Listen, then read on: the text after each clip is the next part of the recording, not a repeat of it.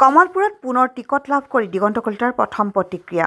কমলপুৰ সমষ্টিৰ পৰা দ্বিতীয়বাৰৰ বাবে দলীয় টিকট লাভ কৰাৰ পিছতে দিগন্ত কলিতাই প্ৰকাশ কৰিলে নিজৰ প্ৰথম প্ৰতিক্ৰিয়া। ৰাইজৰ আস্থা আৰু দলৰ বিশ্বাসৰ বাবে তেওঁ কৃতজ্ঞতা জ্ঞাপন কৰে। দ্বিতীয়বাৰৰ বাবে টিকট লাভ কৰি দিগন্ত কলিতাই কয় যে এইটো তেওঁৰ বাবে কেৱল ৰাজনৈতিক সুযোগ নহয়, বৰং এক ডাঙৰ দায়িত্ব। তেওঁ জনায় যে আগন্তুক দিনত ৰাইজৰ আশা আকাংক্ষা পূৰণ কৰাটো তেওঁৰ মুখ্য লক্ষ্য হ'ব। কলিতাই লগতে কয় যে দলৰ নেতৃত্বই তেওঁক পুনৰ বিশ্বাস কৰাৰ বাবে তেওঁ ধন্যবাদ জনাইছে আৰু এই বিশ্বাসক সঁচা প্ৰমাণ কৰিবলৈ পূৰ্ণ শক্তিৰে কাম কৰিব। AIN লাইফৰ ফালৰ পৰাও দিগন্ত কলিতালৈ আন্তৰিক শুভেচ্ছা আৰু অভিনন্দন। News desk report, AIN live.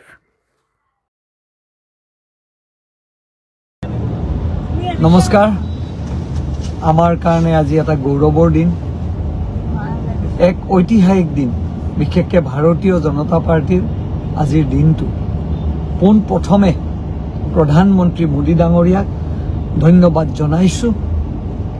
কেন্দ্ৰীয় নেতৃত্ব, কেন্দ্ৰীয় সভাপতি নীতিন নবীন ডাঙৰীয়া, অসমৰ কৰ্মবীৰ মুখ্যমন্ত্ৰী ডক্টৰ হিমন্ত বিশ্ব শৰ্মা ডাঙৰীয়াক বিশেষভাৱে, আমাৰ সন্মানীয় সভাপতি দিলীপ শইকীয়া ডাঙৰীয়া, ভাৰতীয় জনতা পাৰ্টিৰ অগপ দলৰ সন্মানীয় সভাপতি অতুল বৰা ডাঙৰীয়া, BPFৰ হাগ্ৰামা মহিলাই ডাঙৰীয়া, UPPL প্ৰমোদ বড়ো প্ৰমুখ্যে যিমান সহযোগী দল আছে সকলোকে ধন্যবাদ জনাইছোঁ। কমলপুৰ সমষ্টিৰ পুত্ৰ হিচাপে আপোনালোকে প্ৰাৰ্থিত্ব প্ৰদান কৰিলে আৰু কমলপুৰ ৰাইজৰ আশীৰ্বাদ শিৰত লৈ, মা কামাখ্যা আৰু গুৰুজনাৰ আশীৰ্বাদ লৈ কমলপুৰত দ্বিতীয়বাৰৰ কাৰণে টিকেট পাবলৈ সক্ষম হ'লোঁ। মই নাজানো এই 5টা বছৰ আপোনালোকক কিমান সহায় কৰিব পাৰিছোঁ। ভগৱানৰ ওপৰত এইটোৱেই কামনা কৰিছোঁ, যিখিনি কাম মই কৰিলোঁ সেই কামখিনি আপোনালোকে গ্ৰহণ কৰিছে আৰু যি কাম মই কৰিবলৈ পৰা নাই তাৰ কাৰণে মই আপোনালোকৰ শ্ৰীচৰণত সেৱা জনাইছোঁ। প্ৰত্যেকজন কাৰ্যকৰ্তাই ইমান মৰম দিছে কমলপুৰত,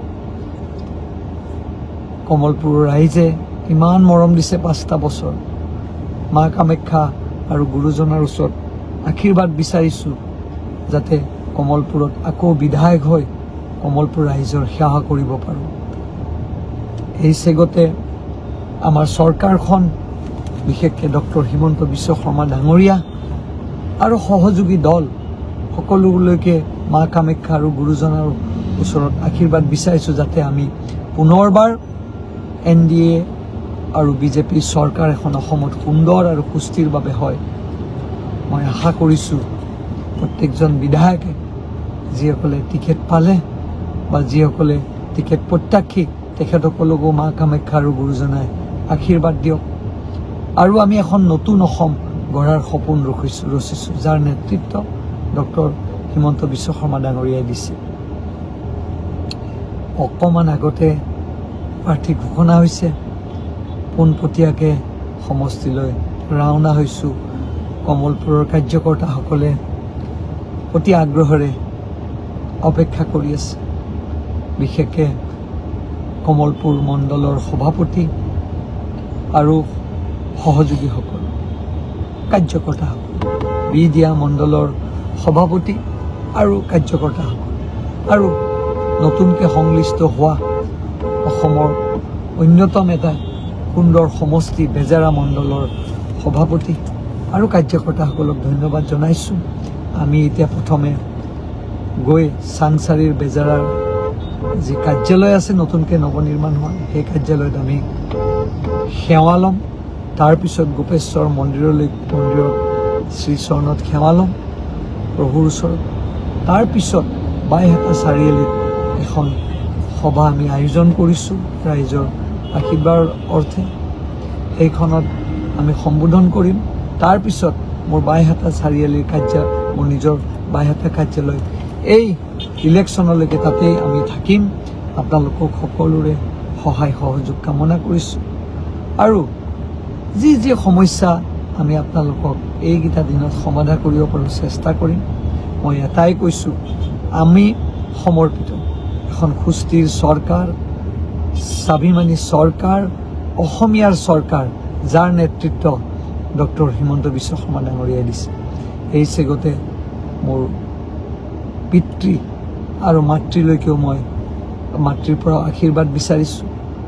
পৰিয়ালবৰ্গৰ প্ৰত্যেকজনৰে সহায় সহযোগিতা কামনা কৰিছোঁ। আজি মোৰ গাড়ীত মোৰ পৰিয়াল সহধৰ্মিনী আছে, জুলি, মোৰ ল'ৰা ৰাহুল, ছোৱালী চন্দ্ৰিমা, মোৰ ভাই বোৱাৰী আমাৰ হিমাশ্ৰী আছে। পিছফালে পৰিয়ালৰ সকলোবিলাক আহিছে আৰু আশা কৰিছোঁ এখন সুস্থিৰ চৰকাৰ আমি গঢ়িব পাৰিম। নাজানো কিমান দূৰ আপোনালোকক মন চুব পাৰিলোঁ।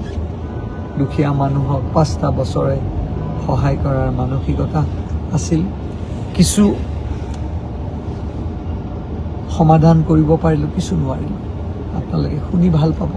2700 কোটি টকাৰ অনুমোদন আমি কমলপুৰ সমষ্টিত যোৱা 5টা বছৰে 2700 কোটি টকা আমি পাবলৈ সক্ষম হৈছিলোঁ, য'ত ৰাস্তা আছে, ব্ৰিজ আছে, এইমছ আছে, নতুন হাইকোৰ্ট আছে, 9খনকৈ মডেল স্কুল আছে আৰু বিভিন্ন আঁচনি, খুব এখন বিখ্যাত আঁচনি অৰুণোদয়, খুব এখন সুন্দৰ আঁচনি আত্মনিৰ্ভৰ অসম মহিলাৰ কাৰণে, খুব এখন সুন্দৰ আঁচনি মুখ্যমন্ত্ৰী ত্ৰিপুলে, এনেকুৱা বিভিন্ন আঁচনি, নতুন ৰেচন কাৰ্ড, আয়ুষ্মান কাৰ্ড, প্ৰধানমন্ত্ৰী কিষাণ সন্মান নিধি, নিযুত মইনা আঁচনি, বিনামূলীয়া এম্বুলেন্স সেৱা, বিনামূলীয়া ৰোগীক মেডিকেল কলেজ, স্থানীয় হস্পিটেলবিলাকত বিনামূলীয়া সেৱা, বিভিন্ন ধৰণৰ সহায় সহযোগ, বিপদৰ সময়ত মানুহক সন্মুখৰ পৰা নেতৃত্ব দিয়া বিভিন্ন উদাহৰণ। এইটোৱেই কামনা কৰিছোঁ আপোনালোক সকলোৱে ভালে কুশলে থাকক। আৰু আধা ঘণ্টা পিছত মই চাংচাৰী পাম। প্ৰায় 12,000 কাৰ্যকৰ্তাই মোক উষ্ম আদৰণি জনাবৰ কাৰণে বিপুল আগ্ৰহেৰে ৰখি আছে আৰু আমি আশা কৰিছোঁ কমলপুৰ সমষ্টিৰ নতুনকৈ যি আন্তঃগাঁথনি হ'ল, সেই আন্তঃগাঁথনিক লৈ আমি যথেষ্ট সুখী। আহক এই চৰকাৰখনক সহায় কৰক। আই মাতৃ পিতৃসকল, নতুন প্ৰজন্মৰ যুৱক যুৱতীক সকলোৱে কৈছে, আহক এখন সুন্দৰ সুস্থিৰ আৰু নতুন অসম গঢ়াৰ আমি সপোন দেখিম। আৰু এই 9 তাৰিখে আমি 23 তাৰিখে ৰাতিপুৱা বাইহাটা কাৰ্যালয়ৰ পৰা আমি গুৱাহাটী আমিনগাঁৱলৈকে, কামৰূপৰ আমিনগাঁৱলৈকে আমি নমিনেশ্যন দিবলৈ আহিম। সকলো কাৰ্যকৰ্তাৰ সহায় সহযোগ কামনা কৰিছোঁ আৰু এইকেইটা দিন মোক বাইহাটা কাৰ্যালয়তে পাব। তাতে আপোনালোকৰ লগত সেৱা কৰাৰ আৰু ইলেকশ্যন চলাই নিয়াত আপোনালোকৰ সহায় সহযোগিতা কামনা কৰিছোঁ। পুনৰবাৰ সেৱা, ধন্যবাদ।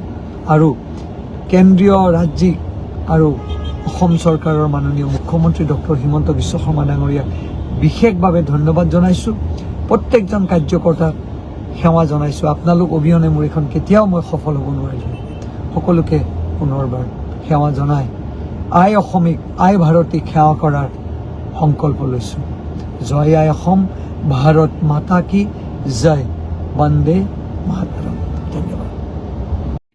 যিকোনো খবৰ আৰু বিজ্ঞাপনৰ বাবে যোগাযোগ কৰক 7896121996।